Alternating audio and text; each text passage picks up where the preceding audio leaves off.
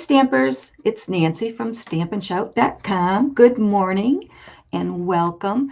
I wanted to come on today and show you how to watercolor a background for your card.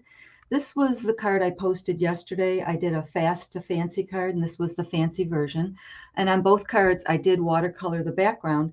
And I just wanted to pop on real quick and show you how easy it is and give you a couple tips. So let's get started. I'm going to show you two different ways to do it. One is with watercolored pencils, and the other is with your water painter. And let me show you real quick where you can find these if you're interested after you see my little demo here. And if you don't have these, in the annual catalog on page 126 are the watercolored pencils, and then the water painters are on page 129, and they're right there. I have the older version of the water painters. They both work the same, no difference. The new ones come in 3 different sizes, and you just fill them up with some water, and I'll show you how they work in a second. So let's bring in some paper. I want to show you 2 different things too. This is regular cardstock, and this is the watercolored paper. And I just want to show you the difference in how it works. First tip is watercolored paper works the best because it spreads out the ink really smooth and nice, and it just looks better. Also, I'm going to work with stamping blocks and my colors here. So I have picked a few different colors of ink pads, and I know if you've watched other demos, what they do is they squeeze their ink pad and then they get all the ink in the top. Well, I've never been a fan of that just because I'm a neatnik, and I don't like all that ink in the top. So I just take a stamping block and I dab my ink pad right on that stamping block. So I'm going to do that with, let's see, that was Fresh Freesia, and here is Highland Heather. So I'm just taking my ink pad and blotting it right there on the corner. And I think I'll bring in some Gorgeous Grape. So I'm just putting it right there on the corner. Ooh, nice and thick on that one, huh? Bold. And Tahitian Tide. Okay, so that should be enough for the demo. Then I'm going to do some greens because I'm making a flower, so I have the flower and the stems. So this one is Pear Pizzazz, so I'm putting some there, and Parakeet Party.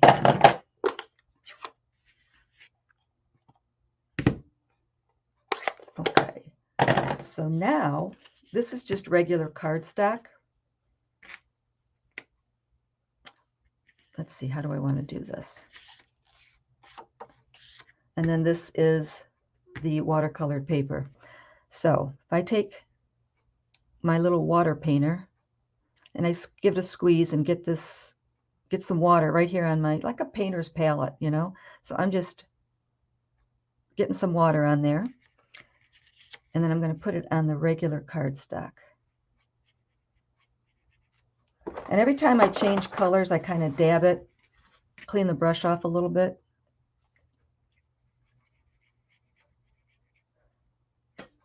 For my flower, I'm not too concerned if the colors go together. It's not going to bother me. But this is cardstock.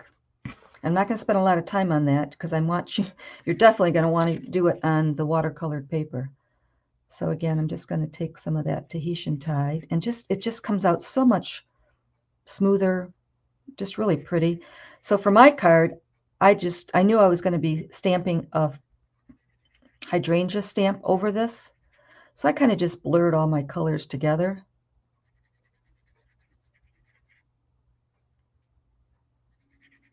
And if it ever comes out too heavy or you get a bad streak, you just squeeze your little water painter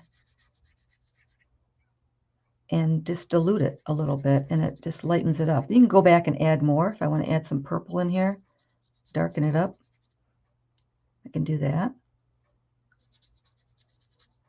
So that's how I did my background.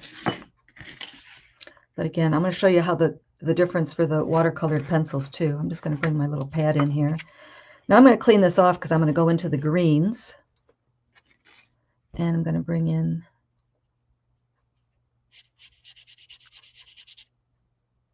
some of the greens.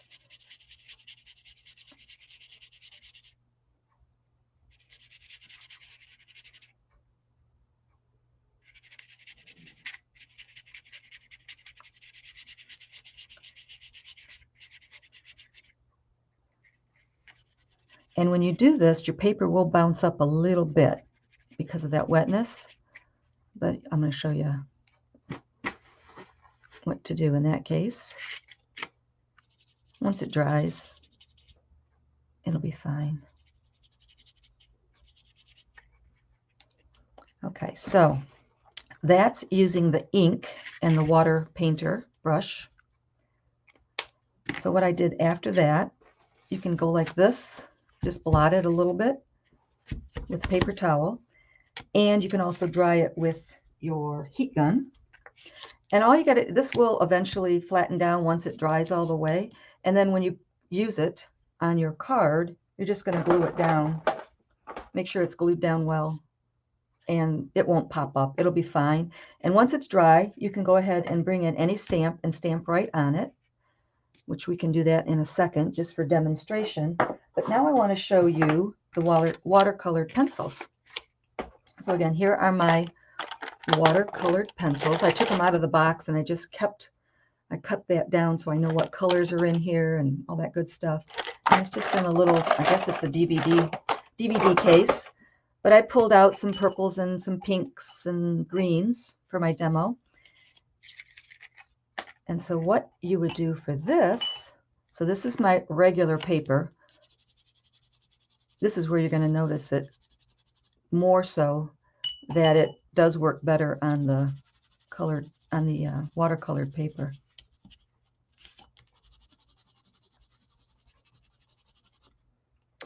Let me get a pink.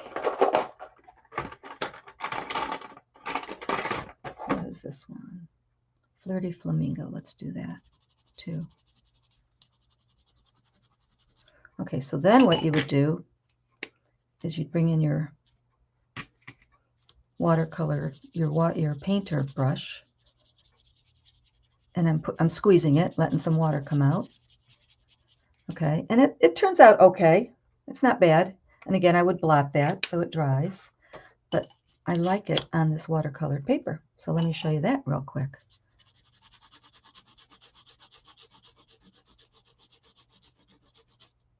So what was that? That was Balmy Blue and some Flirty Flamingo and some Gorgeous Grape.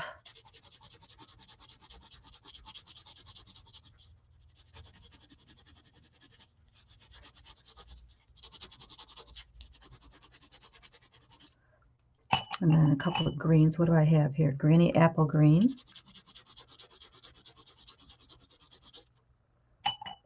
And Garden Green.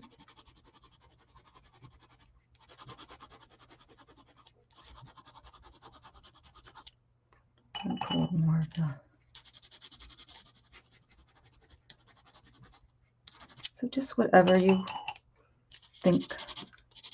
When you smear it all together, it's really pretty.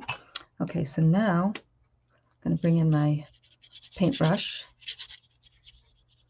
and it just really goes together really nicely.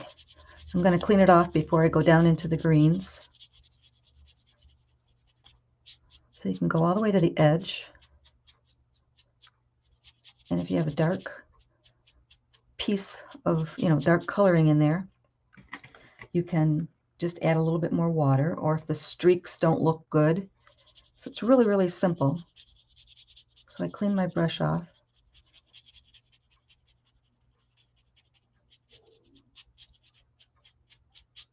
Now I'm going to bring in a paper towel and just blot this.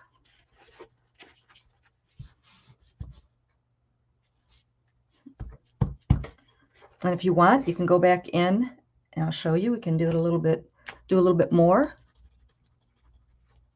If you want to make it a little darker. Just keep playing with it.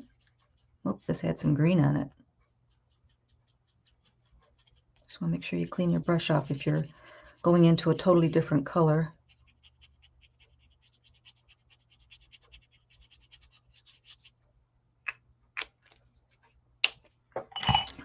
So the watercolored paper absorbs it really nicely and gives you a nice smooth look.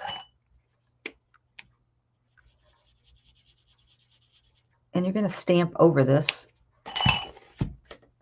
And let's see, let me just show you stamping really quick.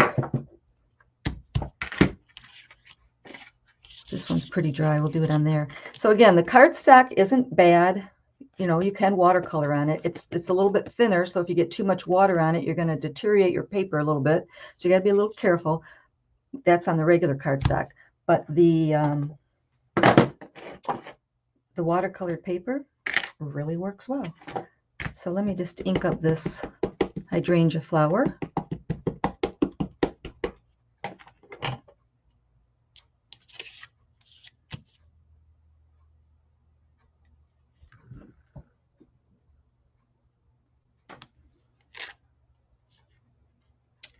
See, it's really pretty, pretty, pretty, pretty, pretty, pretty, pretty.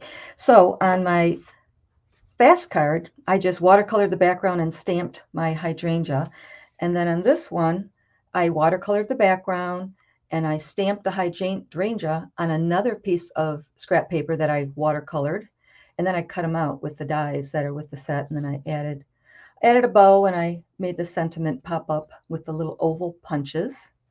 But anyways, real quick demo on how to watercolor. If you haven't tried it, give it a try. You'll be amazed at how easy it is and fun it is. It's a lot of fun. And you can obviously create whatever colors, rainbows, skies, sunsets, whatever you'd like. And I hope you give it a try. And again, these are the cards that we made last Tuesday. I am sending out make and takes. If you're interested, go to my blog and you can read all about that. And I will be back here Tuesday, 7 o'clock Eastern time, to create some more card projects. So I hope to see you then. Share my posts and leave your comments, and I'll see you next time. Don't be shy. Stamp and shout.